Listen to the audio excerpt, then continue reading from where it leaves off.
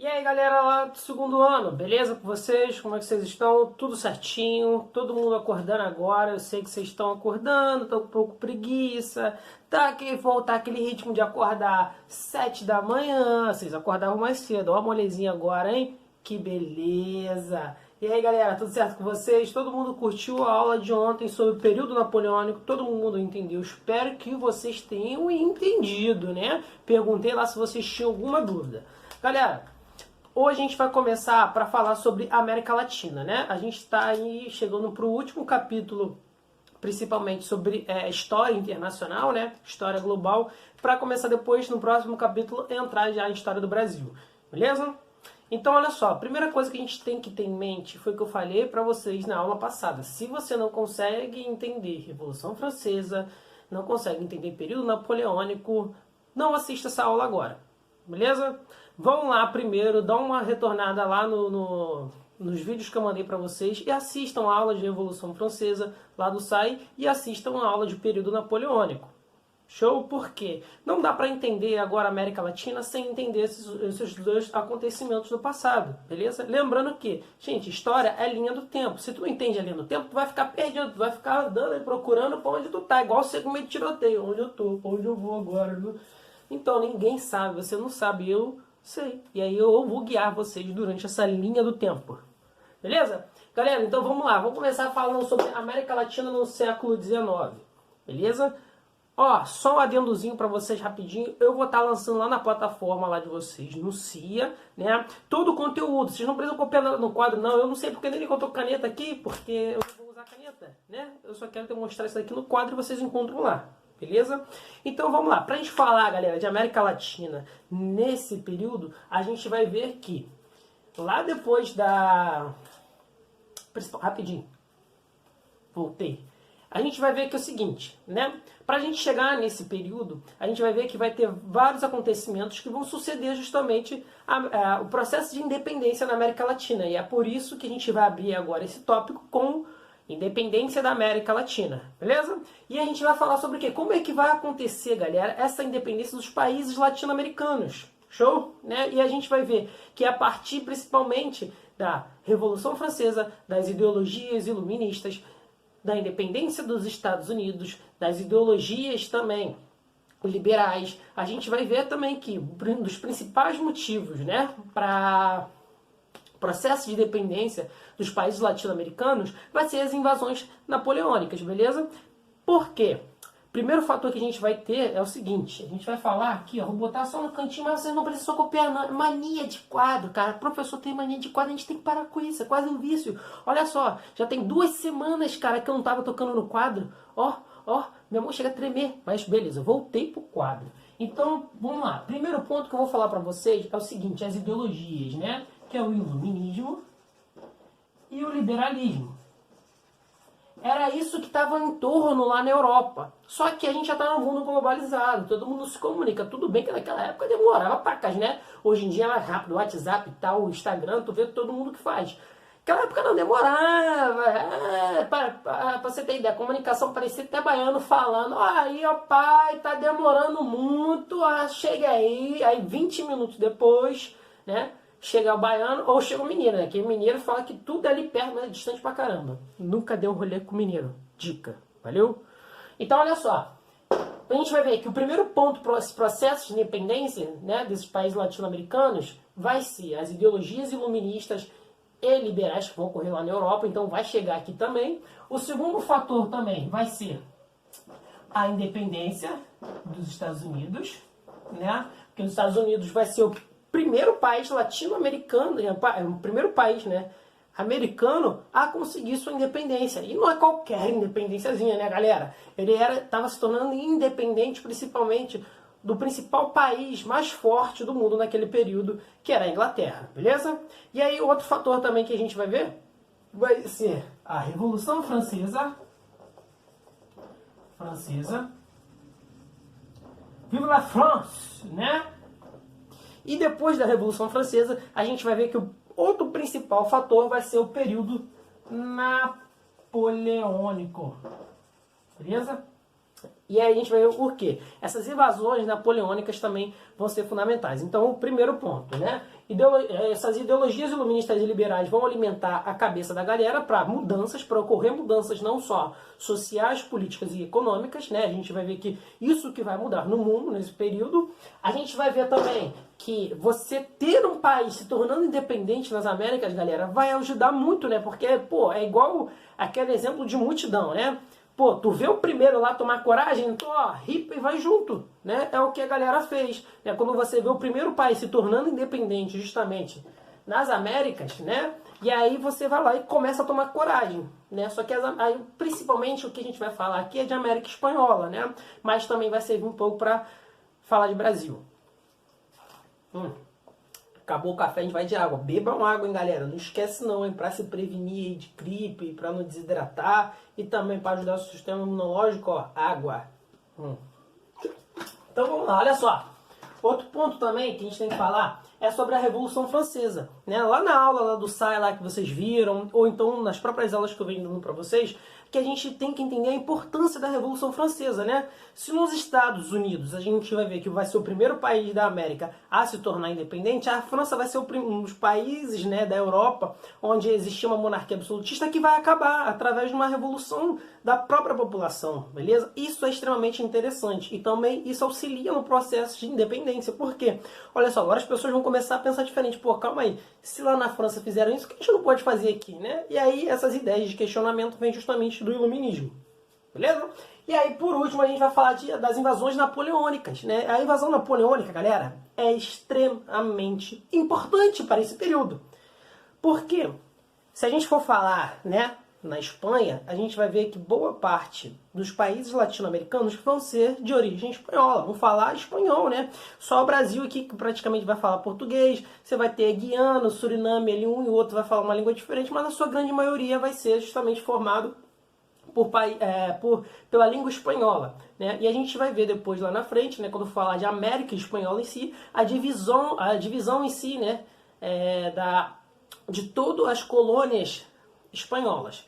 Então, olha só, quando Napoleão, que a gente viu lá na última aula, invade a Espanha e invade Portugal, galera, ele consegue justamente desestabilizar a coroa, porque ele vai lá e ó, mata o rei da Espanha, beleza? Mata o rei da Espanha e o que vai acontecer? Agora a Espanha não tem rei, não tem mais quem suceder. Quem assume, na verdade, é o Luís, né? O Luís, o irmãozinho lá do Napoleão, como rei da Espanha. Só que ninguém gosta daquele cara, né? Todo mundo que vai querer um rei, ele vai jurar, né? Oh, rei, meu Deus, oh, rei. Né? A pessoa vai querer se identificar com o rei. E aí vai entrar uma figura bem importante que vai ser chamado os caudilhos, os crioulos, justamente nessas colônias.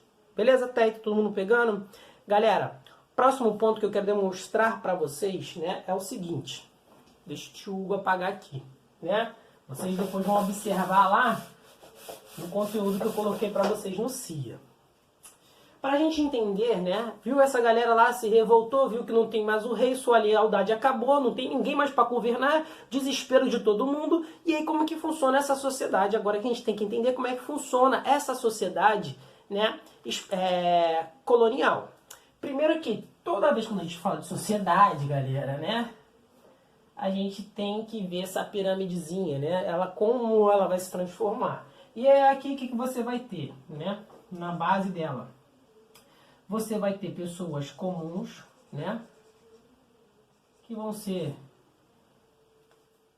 operários e tal, pessoas que vão plantar, pessoas que vão cumprir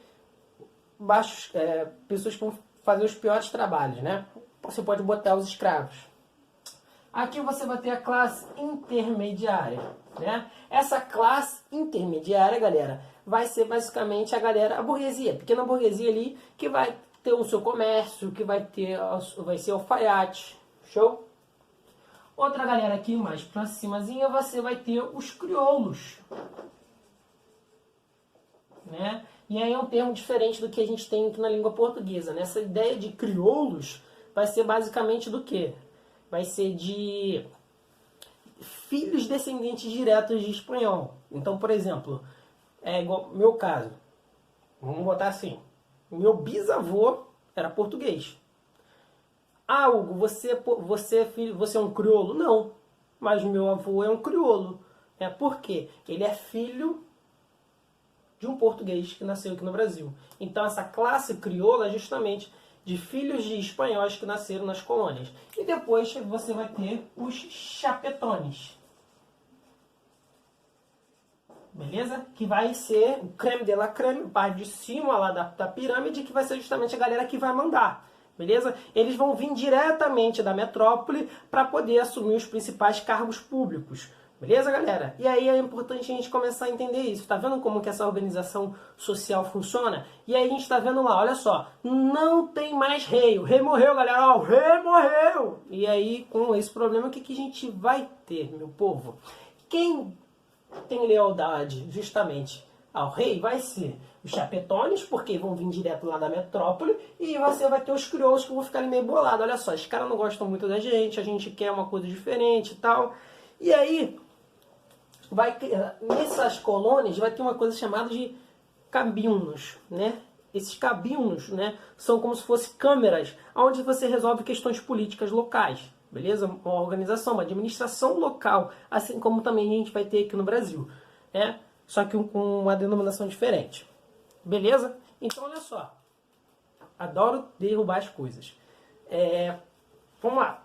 Então, esses crioulos vão ser fundamentais para o processo de emancipação, principalmente, galera, desses países latino-americanos. Show? Então, o que, que você vai ter? Você vai ter caras importantes surgindo a partir dessa classe aqui, ó. Porque eles vão começar a questionar qual é o papel do rei. O rei morreu, não preciso mais do rei, né? E aí, olha só, eles falaram, ó, não preciso mais do rei, o rei morreu, agora eu posso pôr fogo às minhas objeções, né? As minhas vontades. Essa classe aqui começa a ser ouvida porque vai ser a principal classe dos comerciantes ultramarinos, vai ser a principal classe, né, que vai formar a elite das colônias, e eles que vão encabeçar boa parte das revoltas com o apoio, né, da base popular, beleza? E aí, o que, que vai acontecer, galera? Como é que vai funcionar isso? Esses mesmos crioulos vão criar uma coisa chamada de caudilismo, beleza? Que é fundamental para entender a América Latina, né? Que vão ser grandes figuras, grandes líderes que vão surgir, né? Que aí você, hoje em dia, até conhece alguns, né? Como Bolívar, Simão Bolívar, né? Existe um país por causa dele. Ele que auxiliou no processo de independência da Bolívia, da Venezuela, da Colômbia, boa parte também dos países da América Central. Você vai ter o San Martín aqui na Argentina, que vai lutar justamente pelo processo de independência na América do Sul, principalmente, né? Por Argentina, Chile, beleza? Na própria questão também da divisão do Uruguai. Então, olha só, o que a gente vai ter é que vai ter esses líderes, né? Representações de líderes tomando a frente, basicamente feito pela classe dos crioulos, com um grande apoio da massa popular, beleza? Show? Então, olha só, a gente falou sobre processos que levaram, primeiro, processos que levaram justamente à independência na América Latina. Segundo, a gente falou sobre sociedade latino-americana nesse período. E terceiro, a gente está falando sobre líderes políticos, beleza, galera? Então, olha só, é que eu esqueço, cara. Se deixar, eu acabo me perdendo nas coisas e tal. Então, assim, às vezes fica meio difícil. E aí, beleza, todo mundo entendeu? Agora vamos partir lá pro quarto, último ponto, até para a aula não se estender muito. Eu acho que depois a gente pode ficar tirando dúvidas no grupo, porque eu sei que é chato ficar assistindo uma aula muito tempo, né? Mais minha, com a minha voz, né? Eu tenho pena, gente, de vocês. Eu penso assim, cara, eu acho que eu tenho que dar um ponto a mais para os alunos só por causa de ouvir minha voz. Mas eu amo vocês mesmo assim, eu sei que vocês me amam, né? Sabe que o tio Hugo ama vocês, né? Coraçãozinho, coraçãozinho, galera. Então, olha só. Vamos lá, para falar justamente sobre as fases da independência, né? A primeira coisa que a gente vai ter é sobre a questão comercial, né? A gente viu ano passado, com revoluções inglesas, que a Inglaterra era malandra, maluco. Eles aprenderam a fazer um negócio, né? A partir do século XVIII, eles começaram a crescer comercialmente. E com isso, eles criaram uma coisa chamada de Tratado de Utrecht, né? E aí, esse Tratado de Utrecht, ela conseguia monopolizar, né, os outros países a comercializar com ela. E ela fez isso com Portugal, fez isso com a Espanha, fez isso com vários países. né? E aí vai ser também um problema lá que a gente viu em período napoleônico sobre o bloqueio continental. Por quê? Se você fez um tratado antes, por mais que a França tente colocar, você já tinha um tratado com a Inglaterra. Beleza? E aí isso é um problema, né? E aí o que vai acontecer? Você vai ter o Tratado de Utrecht, que vai enfraquecer uma parte da comercialização justamente lá na Espanha. Você vai ter a criação dos portos únicos, né? O fim dos portos únicos. Então o que vai acontecer? Como é que vai ser isso, professor? Olha só, antigamente a Espanha falava, ó, você só pode comercializar com esse porto, com esse porto. Então, assim, ela tinha várias colônias, né? A Espanha. Essas colônias só poderiam comercializar com a Espanha. Só que aí isso meio que imobilizava as coisas, né? Você tinha várias colônias. A Espanha ali tinha a Nova Granada, Nova Espanha e tal, várias colônias muito grandes. E aí, para dinamizar justamente o comércio, né, eles liberaram justamente e acabaram com esse porto único. Então, eu poderia sair de Nova Granada, uma colônia espanhola, né, e comercializar na Nova Espanha, beleza? E assim por diante. Poderia começar a comercializar na colônia colônia do Plate, beleza? E aí isso dinamizou muito e acabou também afastando, de certa forma, esses crioulos, né, a necessidade desses crioulos da coroa espanhola. Né? Outra coisa, a gente vai falar também sobre a crise da mineração, porque boa parte do que era produzido de riqueza da coroa espanhola, né, era feito sobre a mineração. E aí quando você vai ver a queda de produção lá nos portos, lá em Potosí, no Peru, justamente na América Central, você vai vendo o declínio desse governo espanhol, porque não soube transformar essas riquezas ao longo do tempo em produtos industrializados.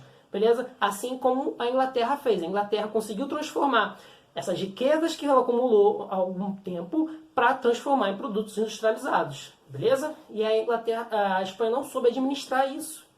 Show? Foi um dos motivos que enfraqueceu também a questão da coroa. Mesmo depois deles terem retomado o poder no final do período napoleônico. E por último, a gente vai ver também a questão dos Estados Unidos. Né? Os Estados Unidos vai ser fundamental para o processo total, né, de independência da América Latina. Por quê?